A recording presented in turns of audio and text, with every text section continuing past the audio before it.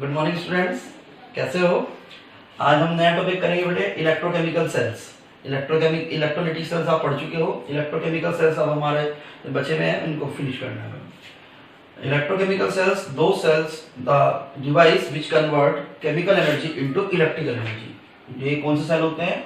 वो सेल जो chemical energy को इलेक्ट्रिकल एनर्जी में करते हैं। फॉर एग्जांपल आप ये कह सकते हो, हमारा ड्राई सेल होता है जो पेंसिल सेल हम घर में यूज करते हैं, बैटरी में जो यूज करते हैं, they all are the electrochemical cell. ये जो हमारा घर का इन्वर्टर होता है, it is also electrochemical cell. बस इसमें हमें इलेक्ट्रिसिटी पास करा के इसको हमें चार्ज करना पड़ता है। चार्ज हो जाता है तो then you can reuse it.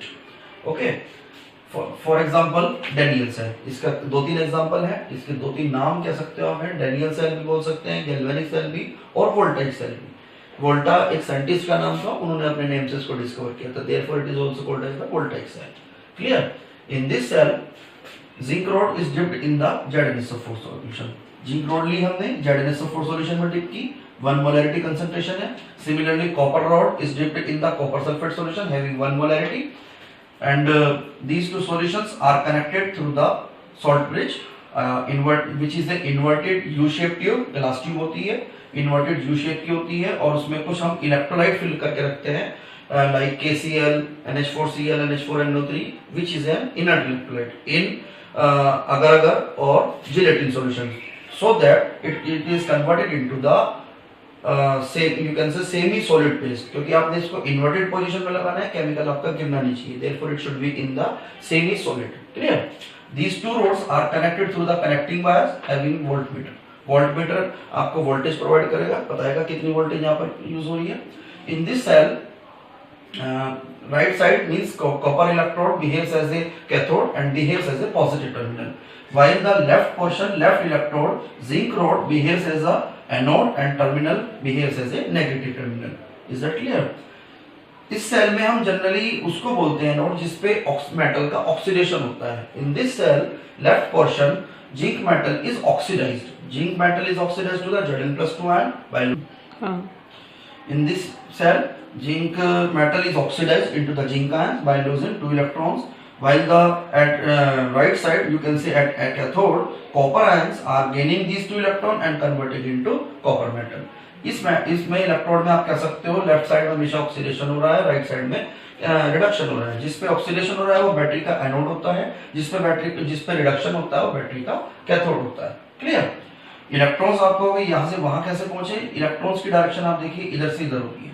Current की डायरेक्शन हमेशा पॉजिटिव टू नेगेटिव होती है, इलेक्ट्रॉन की डायरेक्शन हमेशा नेगेटिव टू पॉजिटिव होती है।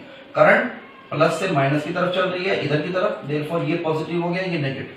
अच्छा, इसमें किसी को डाउट हो सकता है कि भाई ये हमने पॉजिटिव क्यों मान लिया, ये नेगेटिव क्यों मान लिया। नो प्रॉब्लम, आप बीच में यहाँ पे गैल्वेनोमीटर प्लेस कर सकते हैं। गैल्वेनोमीटर का काम ही current of direction of current को एक्सप्लेन करना होता है।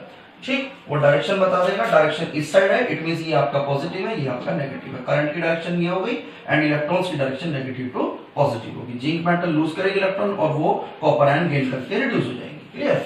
Net cell equation, these two electrons cancel out and we will find the final net cell equation, zinc plus copper ion means zinc ion plus copper. Basically in this cell a redox reaction taking place, एक redox reaction हो रही है। आप ये कह सकते हो कि इसमें जो रिएक्शन सेल के अंदर एनर्जी चेंज हो रही है वो रिडॉक्स रिएक्शन की ही एनर्जी चेंज हो रही है। Chemical energy is converting into electrical energy. Now the question arises how the long description can be represented in a short way.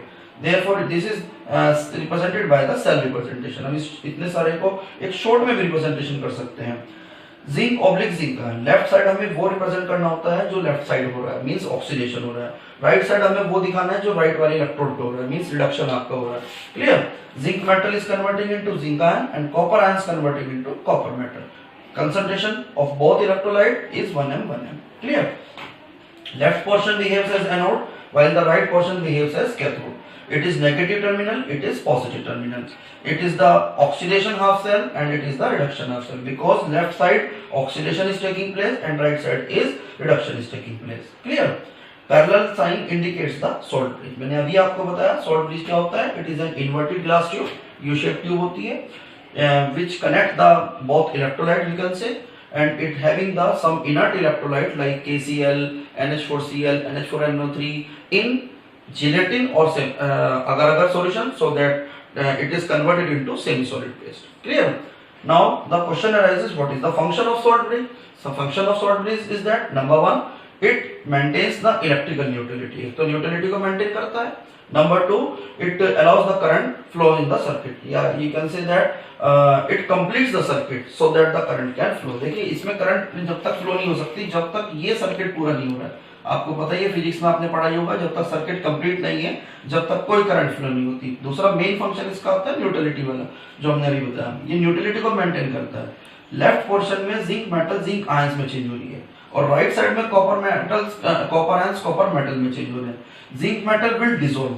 Zinc metal मैंने देखिए ध्यान से मार्क किया है यहाँ पर, ये मेटल डिसॉल्व होने शुरू हो जाएगी और कॉपर मेटल के ऊपर मास डिपॉजिट हो रहा है तो कॉपर का मास इंक्रीज होना शुरू हो जाएगा. क्लियर है बात?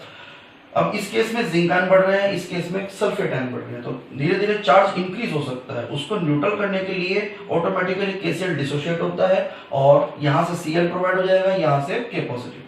Positive ion and negative ion combine together to neutralize each other.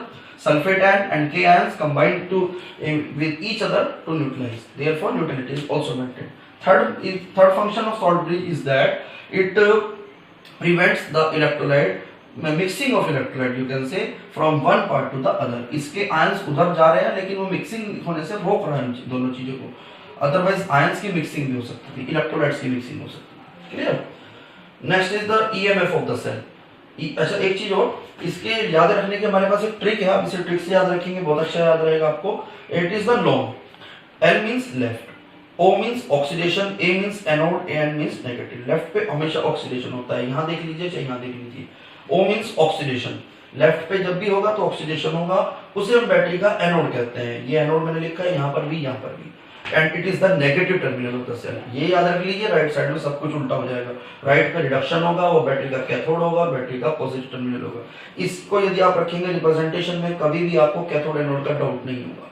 Clear?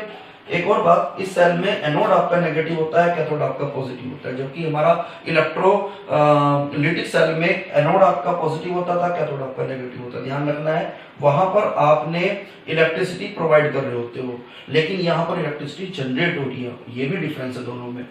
EMF of the cell, E naught से भी रिप्रेजेंट करते हैं हम इसको. ईएमएफ की फुल फॉर्म होती है इलेक्ट्रोमोटिव फोर्स. इसको कैलकुलेट करने का मेथड होता है, it is the difference between the potential difference of two terminals of the cell means cathode and anode when no current is flowing through the circuit. जब circuit में कोई current नहीं flow रही, इन दोनों के जो पोटेंशियल्स का डिफरेंस है that is known as the EMF of the cell. Clear? इसको फाइंड करते हैं इस फॉर्मूले से हम, E naught cathode minus E naught anode. Cathode generally हम राइट में रिप्रेजेंट करते हैं तो इसलिए इसको राइट भी लिख सकते हैं, और एनोड जनरली हम लेफ्ट में रिप्रेजेंट करते हैं, देयरफॉर इट इज लेफ्ट. और you can say that E note right minus E note left. Cathode anode का कंफ्यूजन यदि आपको है तो आप राइट माइनस लेफ्ट भी कर सकते हैं. क्लियर?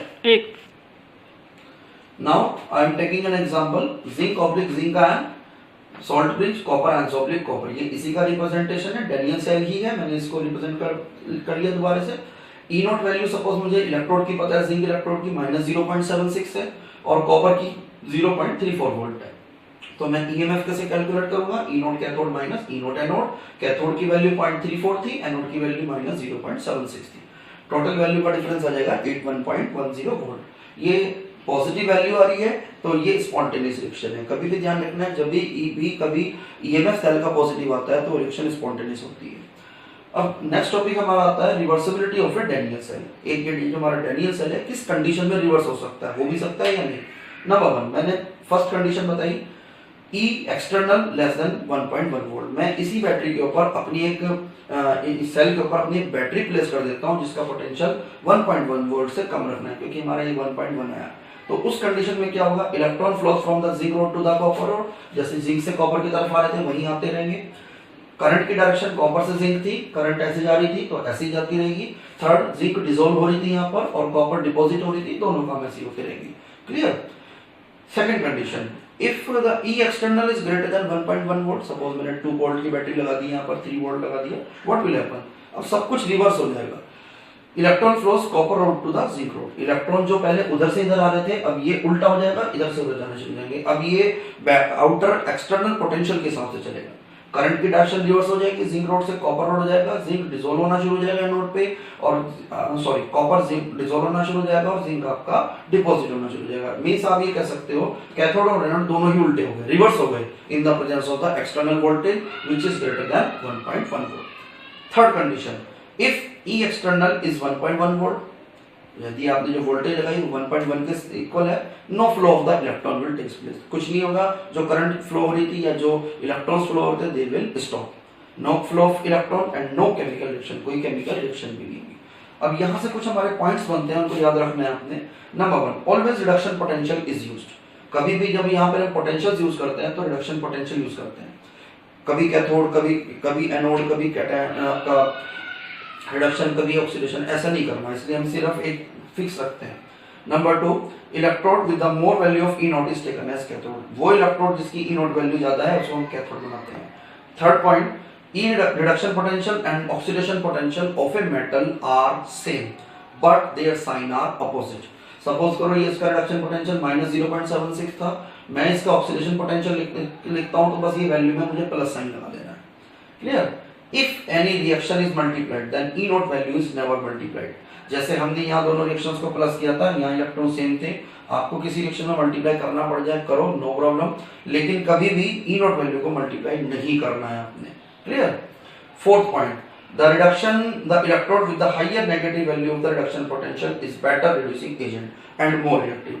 यदि कोई इलेक्ट्रोड आपके दो इलेक्ट्रोड है आपके पास और दोनों में से किसी एक की ई नॉट वैल्यू ज्यादा है और एक की कम है, तो जिसके पोटेंशियल ज्यादा होता है उसको आपने क्या रखना है, अपने एज ए रिड्यूसिंग एजेंट रखना है, उसको मोर बेटर रिड्यूसिंग एजेंट रहेगा और वो मोर रिएक्टिव भी होगा, दूसरे वाले इलेक्ट्रोड के या मेटल को उसके सोल्ट सॉल्यूशन से डिस्प्लेस कर देगा। Is that clear? इतना ही। Okay, thank you.